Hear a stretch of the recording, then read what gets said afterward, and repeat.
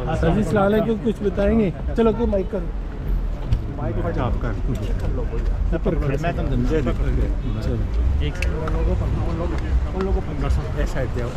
आगे करो सर। एक मिनट, पंजाब की सूरत हाल के हवाले से कुछ थोड़ा सा बता दें। वहाँ पे बड़ा बहरान पाया जा रहा है और कहते हैं हमजा शहबाज की हुकूमत ख़त्म होने लगी।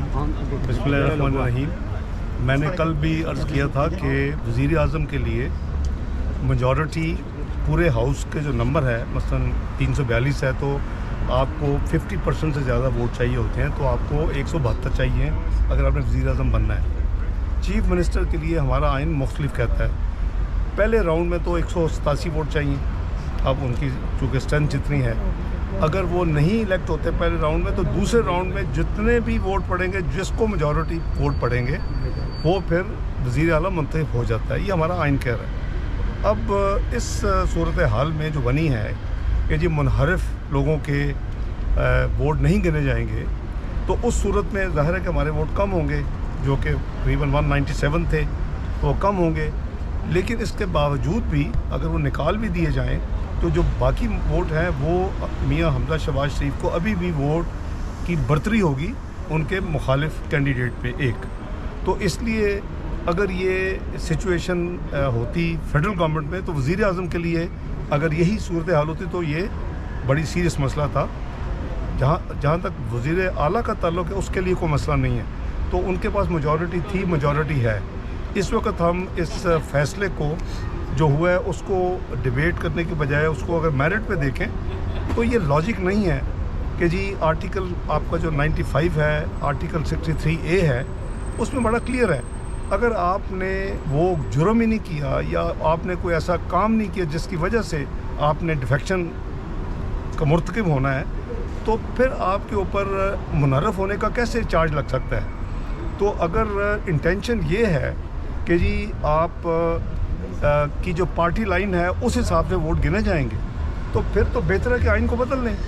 इस वक्त जो 63A है आइन में और जो आर्टिकल 95 है, वो उसकी स्पिरिट के तहत नहीं है जो कल का फैसला आया है। ये जो माइनॉरिटी जजमेंट है, दो जजों की 3-2 है, तो उन्होंने कुछ और फरमाया है। तो वो मेरी ज़ाती इंटरप्रिटेशन, मैं भी 30 साल से ज़्यादा ये इन्हीं कामों में, आइनी मामलात में रहा हूँ, तो वो बनता नहीं है।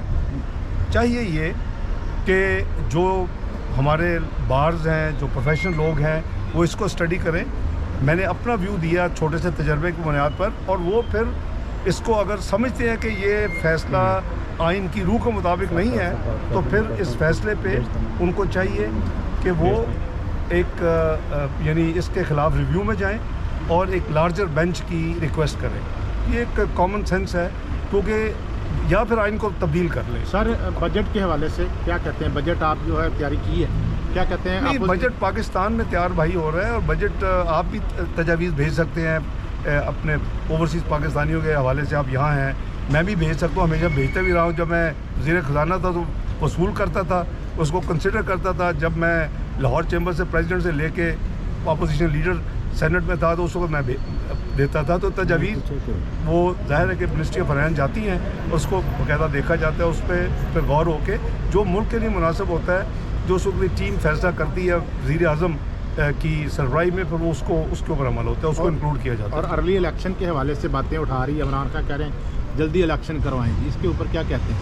वक्त पर होने, लेकिन ये पार्टी 11 पॉलिटिकल पार्टीज़ हैं और PMLN उसमें एक पार्टी है, और हम चूँकि एक कोलिशन गवर्नमेंट है इस वक्त, एक इत्तेहादी होने के नाते उन तमाम पार्टीज़ के मशावरत के साथ कोई फ़ैसला हो सकता है और होना चाहिए। इलेक्शन कमीशन के मुताबिक ये अक्टूबर से पहले इलेक्शन नहीं हो सकते। आइनी अगर चीज़ों को देखा जाए तो ये अगले साल अगस्त 2023 के से तक यह हुकूमत रह सकती है। तो कोई जो भी फैसला होगा वो इत्तेहादी और मुस्लिम लीग नून मिल के करेगी। Thank you. मेहरबानी किरण यारो, मैं कल तुहाडे नाल गल कर तो हूँ क्यों नहीं करते? ऐसा नहीं कर रहे कि हुण मैं किस तरह तुहानूं कमिट कर सकदा। मैं नहीं किया सर, इन्होंने किया। अच्छा, मैं तो पाकिस्तान जा रहे हो बस? ਜਾਵਾਂਗੇ, ਸਾਡਾ ਮੁਲਕ ਹੈ, ਤੁਹਾਨੂੰ ਤੁਸੀਂ ਨਾਲ ਚੱਲਣਾ। ਕਿਦੋਂ ਸਰ? ਜਦੋਂ ਅੱਲਾ ਨੇ ਇਹ ਹੈ ਕਿ ਯਾਰ ਰਿਕਾਰਡ ਤੇ ਤੂੰ ਕਰ ਰਹੇ ਤੇ ਤੁਸੀਂ ਜ਼ਰੂਰ ਚੱਲਾਂਗੇ, ਅੱਛੀ ਕਿਹੜੀ ਗੱਲ ਹੈ। ਨਹੀਂ ਜ਼ਰੂਰ ਸਰ ਜੀ।